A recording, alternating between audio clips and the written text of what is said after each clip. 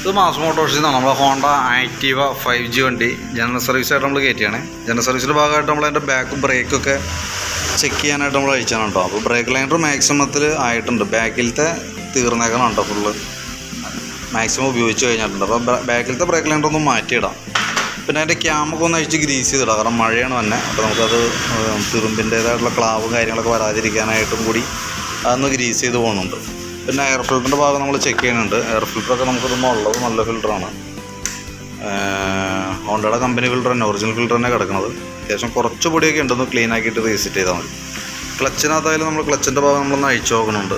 Oil ലീക്കോ കാര്യങ്ങളോ വേറെ problems ഒന്നുമില്ല. അതിൻ്റെ ബെൽറ്റിൻ്റെ ഭാഗമായാലും ബെൽറ്റ് പുതിയ ബെൽറ്റ് കിടക്കണം കേട്ടോ, ഹോണ്ടയുടെ കമ്പനി ബെൽറ്റ് തന്നെയാണ് കിടക്കുന്നത്. ബെൽറ്റ് ഫ്രഷാണ്, വേറെ പ്രശ്നങ്ങളൊന്നുമില്ല.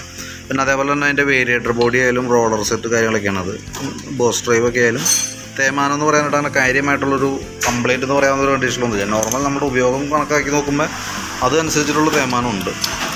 ബെൻഡെക്സ് യൂണിറ്റ് ആയാലും വർക്കിംഗ് ഒക്കെ ഓക്കെയാണ്, വേറെ പ്രശ്നങ്ങളൊന്നുമില്ല. ഇതതിൻ്റെ CVT ക്ലച്ചിൻ്റെ മെയിനായിട്ട് വന്നൊരു പാർട്ടാണ് clutch shoe wait set unit ഒക്കെ വന്നത്.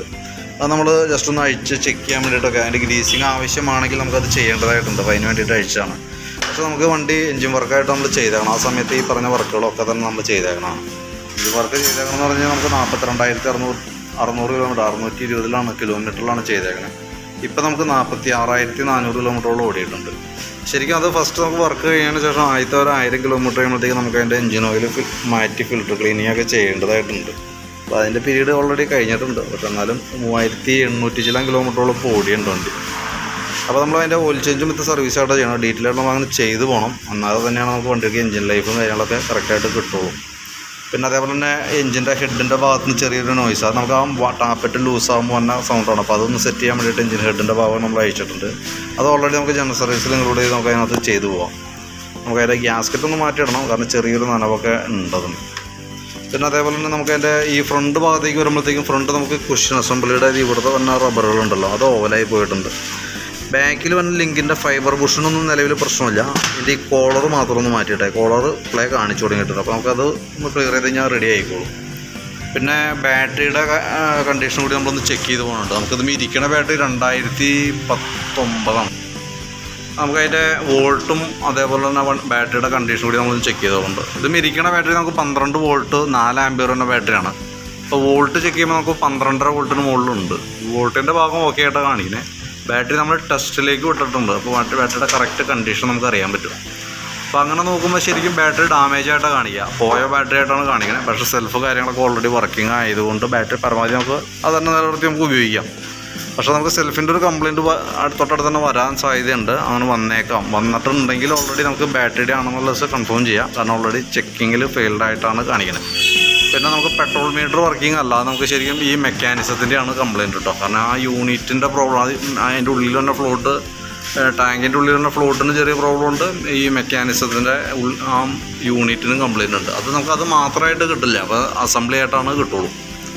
അതിൻ്റെ ആണെങ്കിൽ ഗ്ലാസ് കാര്യങ്ങളൊക്കെ ഓൾറെഡി പൊട്ടിയിരിക്കുന്നതുമാണ്. അപ്പോൾ തൽക്കാലം നമുക്കിത് തന്നെ നിലനിർത്താം. സ്പീഡോമീറ്ററൊക്കെ ഓൾറെഡി വർക്കിംഗ് ആണ്, പക്ഷേ പെട്രോളിൻ്റെ അളവാണ് നമുക്ക് അറിയാൻ പറ്റാത്തത്. അപ്പോൾ അതിനെ നമുക്ക് റീപ്ലേസ് ചെയ്ത് വെച്ചാലാണ് അത് റെഡിയാക്കാൻ പറ്റുള്ളൂ. അത് തൽക്കാലം നമുക്ക് ആ കണ്ടീഷനിൽ നിലനിർത്താം. ആവശ്യമാണെന്നുണ്ടെങ്കിൽ നമുക്കൊന്ന് അത്യാവശ്യമാണെന്നുണ്ടെങ്കിൽ നമുക്കത് ഓർഡർ ചെയ്ത് വരുത്തിയെടുക്കാം, കാരണം ഓൾറെഡി സ്റ്റോക്കിലുണ്ടാവില്ല. അപ്പോൾ അതൊന്ന് പറയുകയാണെന്നുണ്ടെങ്കിൽ വരുത്തി വയ്ക്കാം. അതനുസരിച്ചിട്ട് നമുക്ക് കോൺടാക്ട് ചെയ്ത് നമുക്ക് വിളിച്ച് മാറ്റണമെങ്കിൽ മാറ്റിക്കാം. അപ്പോൾ ആ രീതിയിൽ അറേഞ്ച് ചെയ്യാം കേട്ടോ അതിൻ്റെ. പിന്നെ അതേപോലെ സ്പാർക്ക് പ്ലഗ് ആയാലും പുതിയ പ്ലഗ്ഗാണ് കിടക്കണേ. നമുക്ക് എയർ ഫിൽറ്ററും പ്ലഗും എൻജിൻ ഹെഡിൻ്റെ പോർഷനൊക്കെ നമ്മൾ ചെയ്തേക്കണതുകൊണ്ട് തന്നെ അത് ഓൾറെഡി അത് തന്നെ മതി നമുക്ക് കേട്ടോ. എൻജിൻ ഓയിലും മാറണമുണ്ട്. ഓയിലിനൊക്കെ അത്യാവശ്യം ഒരുവിധം അഴുക്കിലേക്ക് എത്തിയിട്ടുണ്ട്.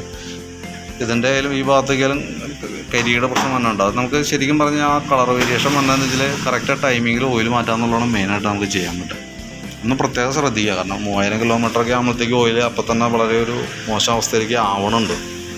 അപ്പോൾ അതൊന്ന് കറക്റ്റായിട്ടൊന്ന് മെയിൻറ്റെയിൻ ചെയ്താൽ മതി. അപ്പോൾ എത്രയാണ് നമുക്ക് സർവീസുമായി ബന്ധപ്പെട്ട വർക്കുകൾ വേണം. അപ്പോൾ ഞാൻ എൻ്റെ ഏകദേശം ഒരു എസ്റ്റിമേറ്റ് കൂടി നോക്കിയിട്ട് എൻ്റെ ഡീറ്റെയിൽസ് ഒന്ന് വാട്സാപ്പിലേക്ക് ഒന്ന് ഷെയർ ചെയ്ത് തരാം കേട്ടോ. അപ്പോൾ ഒന്ന് നോക്കിയോ, എന്തായാലും കുറച്ച് ലേറ്റായിട്ടാണ് കയറിയേക്കണേ. അതനുസരിച്ച് വർക്ക് തീരുന്നതിനനുസരിച്ച് കോൺടാക്റ്റ് ചെയ്യാം.